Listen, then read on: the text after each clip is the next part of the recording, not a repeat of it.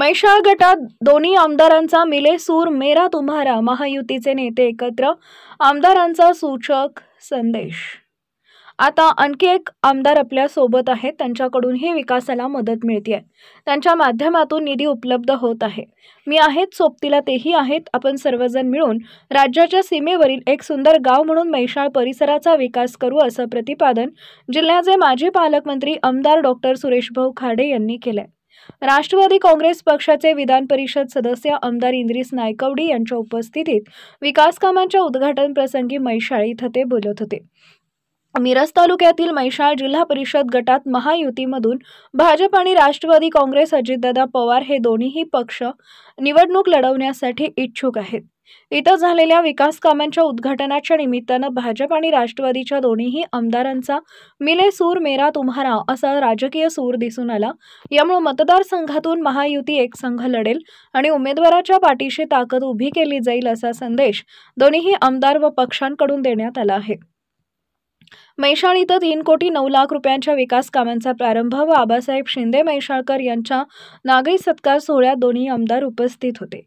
जिल्हा नियोजन समितीचे सदस्य दीपक शिंदे म्हैसाळकर, सुरेश आवटी, सरपंच रश्मी शिंदे म्हैसाळकर, उपसरपंच पद्मश्री पाटील, बाबासाहेब शिंदे म्हैसाळकर, महावीर पाटील, दिलीप कुमार पाटील, महादेव दबडे, गणेश निकम, बोलवाडच्या सरपंच निगार शेख, देवजी साळुंखे, अण्णाप्पा चौगुले, डी.आर. शिंदे, मनोज जाधव, संभाजीराव शिंदे, अभय कबुरे, डॉक्टर तात्यासो चौगुले, विश्वासराव चव्हाण, नरसगोंडा पाटील, एन.डी. पाटील, अनिल कबुरे, वसंत खांडेकर, अमर शेजवळकर, प्रवीण चौगुले, बाळासाहेब घोरपडे, पांडुरंग धामणे, संजय कोळी, सुनील बेळवे, शशिकांत कदम, वासुदेव कांबळे, लोभान्ना कांबळे, रमजान मुलानी उपस्थित होते।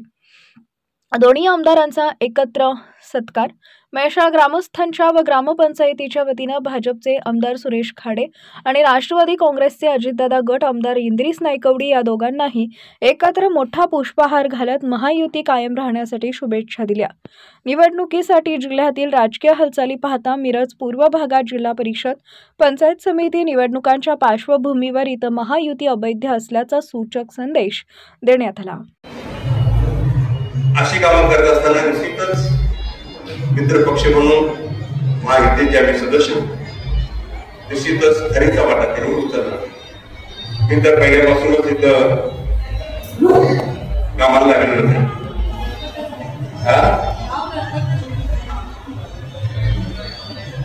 त्या दृष्टिकोनातून मला उशीर झाला।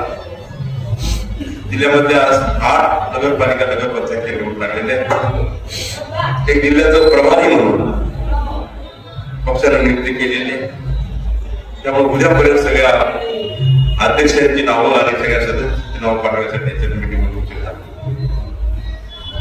त्याचबरोबर आपले सांगलीचे आमदार सुजाता गाडगे आणि नवनिर्वाचित सदस्यांचा सत्कार ठेवला होता, त्या कार्यक्रमाला जावं लागलं। आज बाबा इतर नवनिर्वाचित सदस्य म्हणून त्या कार्यक्रम होता म्हणून येऊ शकला। त्यामुळे आम्ही सांगितले की उद्घाटन करून घ्या, तोपर्यंत मी पोहोचतो। त्या विभागाने मारुती मंदिरामध्ये आपण सुरुवात केली, तेव्हा उद्घाटनाला उपस्थित राहताना नाही, पण उद्घाटन झालं असं सगळी घोषित होतं। त्यामुळे कार्यक्रम करत असताना एक आढावा देणं ही महत्वाची गोष्ट आहे। मागल्याच महिन्यामध्ये मी 12 कोटी 78 लाखाची विकास, त्यामध्ये विजयनगर ढवळी 7 कोटी 11 लाख, म्हैसाळ शेरवाड रस्ता 4 कोटी 98 लाख, गावातले अंतर रस्ते 57 लाख आणि मराठा सभांचं संरक्षण भिंती 12 लाख अशी माझ्याकडे उदाहरण केली। अशी म्हणून 12 कोटी 78 लाखाची करणार। एकूण संरक्षण भिंत 56 लाख, अंबिकानगर संविधान भवन 30 लाख आणि म्हैसाळ शेरवाड रस्ता 20 लाख रुपयाची, अशी 1 कोटी 6 लाखाची अजून करणार।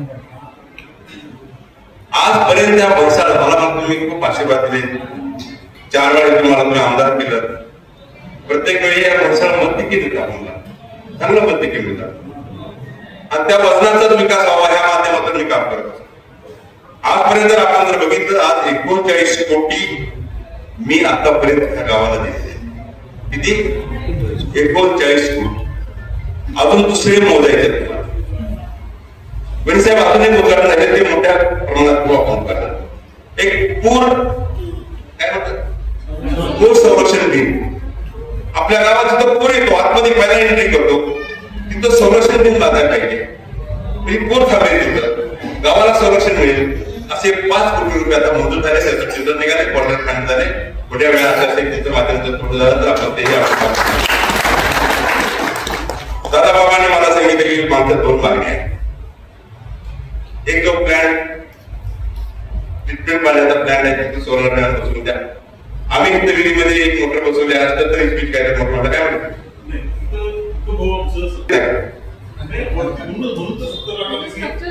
70 लाख रुपये लागणार आहे की जेणेकरून पूर आला तरी गावाला पाणी उपलब्ध चालू राहील.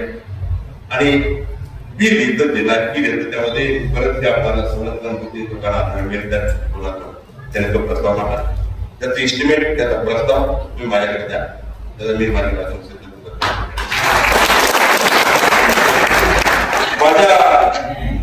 छोटी मोठी कामं गावातले रस्ते एकमेक रस्ते तिकडे होत असतात. माझे गाडीत काम मात्र आहे. मला गावात ते क्रीडांगण बनवायचे त्यांची जागा आपली क्रीडांगणाची असं मोठे स्टेडियम त्या क्रीडांगण बनवायची मुलांसाठी व्यायामशाळा अशा जागा आहे. ते क्रीडांगण जागा ठीक आहे कारण तिथे क्रिकेट सामने बनवत होते. त्या जागेला एक सुंदर क्रीडांगण बनवायला पाहिजे. त्याचा एक प्रस्ताव मी तयार केलेला आहे. एसटीमी शासनातर्फे तो प्रस्ताव टाकतो आणि त्यानंतर त्याची मंजुरी आपल्याला मिळेल. आज आम्ही केंद्राला एक प्रस्ताव आम्ही सादर करतोय. त्यामध्ये सगळी देवस्थान त्या देवस्थानासाठी आम्ही केंद्राला पैसे मागतोय. हे ओपन झालेलं आहे. तिथं 5-5 कोटी रुपये प्रत्येक देवस्थानाला द्यायची व्यवस्था करणार आहोत. त्याच्या अगोदरही आपण केलेलं आहे. पण म्हैसाळला नसेल आलं कृषी पण आरग आलं, बेडक आलं, कोल्हापूर आले, मालगावला आले, खंडेराजवाडीला आले. अशी जी देवस्थान होती क वर्गात ते वर वर्गात पुन्हा पेरव मंदिर आपलं मंदिर त्याला त्याला तर अशा जी देवस्थान आहेत आपली कुलस्वामी तर त्याचं सुशोभित करण्यासाठी आपल्याला तो प्रस्ताव आम्ही करतो. आम्ही महिषामध्ये पण आम्ही देवस्थान आपलं संघर्ष मंदिर आहे तर तेही आपण त्यामध्ये ब्राह्मणाचं नाव शंकरेश्वर त्या मंदिरासाठी आपण पैसे उपलब्ध करून द्यायची तोही प्रस्ताव त्यामध्ये आपण नाव करू आणि तोही प्रस्ताव आपण जिल्हा पाठवायला. आज गावचा उरूस आहे, बाबांचा उरूस आहे. उरसानिमित्त मी सगळ्यांना शुभेच्छा देतो. बाबांना प्रार्थना करतो बाबा एवढ्या श्रद्धेनं प्रत्येक वर्षी उरूस करतो. सगळ्यांना सुख समाधान आरोग्य मिळेल प्रार्थना करतो. निश्चितच वेळ खूप झालेला पुढे आपली मिटिंग करायची त्यासाठी त्याला जरूरच आहे. आणखी काय अडचणी असते त्या व्यवसाय आपल्याकडे मांडा. तुम्ही छोटी मोठी कामं राहिली पैसा उपलब्ध होतो. आमदार पण नाही आता आपल्याबरोबर एक आमदार काम करायला बरोबर आला त्यामुळे अडचण नाहीये. त्यांच्याकडून अर्ज त्यांच्याकडून अर्ज आम्ही वाटून घेऊ. तुम्ही हे करा मी हे करू त्याचं लोक मोडले त्यामुळे त्यांच्या माध्यमातून पैसे उपलब्ध होत आहे. माझ्या माध्यमातून पैसे उपलब्ध होत आहे. त्या दृष्टिकोनातून एक सुंदर एक बाउंड्रीचं गाव कर्नाटकच्या बाउंड्रीचं गाव सुंदर गाव करण्यासाठी आम्ही निश्चित आमचा प्रयत्न असेल. असेच आशीर्वाद प्रेम आमच्या प्रदेश आपण प्रवाह एवढीच मी विनंती करतो. आणि ह्या भूखंडाच्या प्रसंगी निश्चितच सगळ्यांना जितकी कामं झाली त्या कामाबद्दल मी सगळ्यांना शुभेच्छा देतो आणि थांबतो. जय हिंद जय महाराष्ट्र. मनात काही बघण्याची सवय ऑडिट म्हणून असेल समजा किंवा काय म्हणून पण आहे मला. आणि त्यात माझ्या बघितल्याने की मला अभिमान आहे की माझ्या तालुक्यात माझ्या गावाच्या जवळ असणारी ग्रामपंचायत एक महिला किती सक्षम पणाने चालवते आणि लोकांना एक आदर्श कसा घालून देते हे बघताना मला नक्कीच आनंद.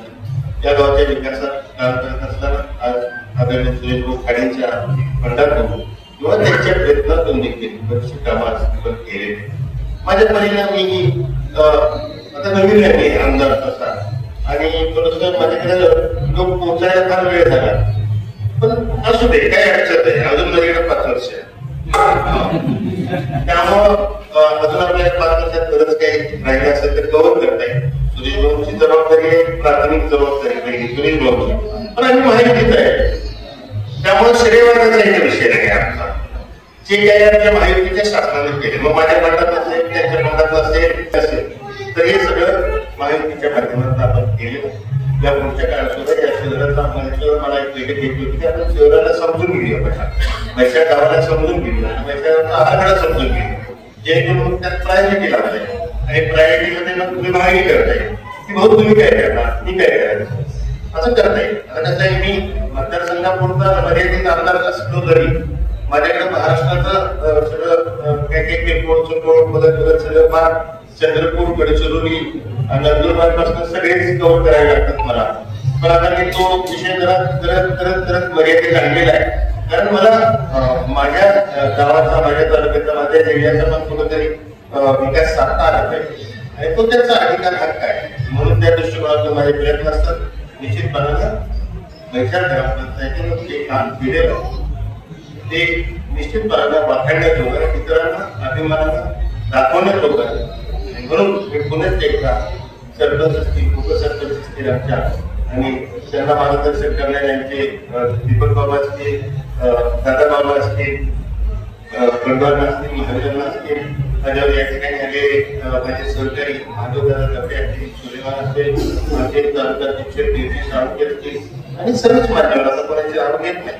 पण या सर्वांचं सहकार्य कसं राहते या पुढच्या काळात पैशाला निश्चितपणानं तुम्ही ग्रामपंचायतीनं अजूनही माझं म्हणणं आहे की प्रत्येक गावात तसे आराखडे कार्यक्रम आहे.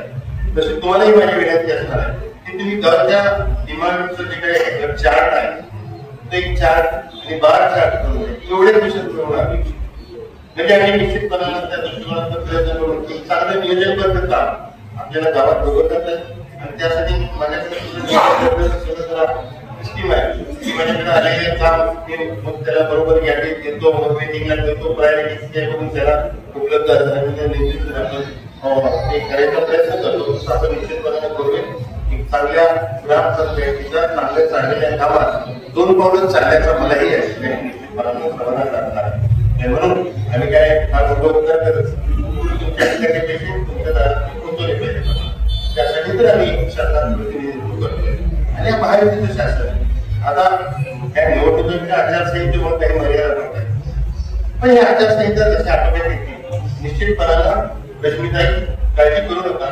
तुमचा आराखडा निश्चितपणानं जवळच्या काळात केलेला निश्चितपणानं आपल्याला दिसून येईल. त्यासाठी लागणारी सर्व कंपनी बदल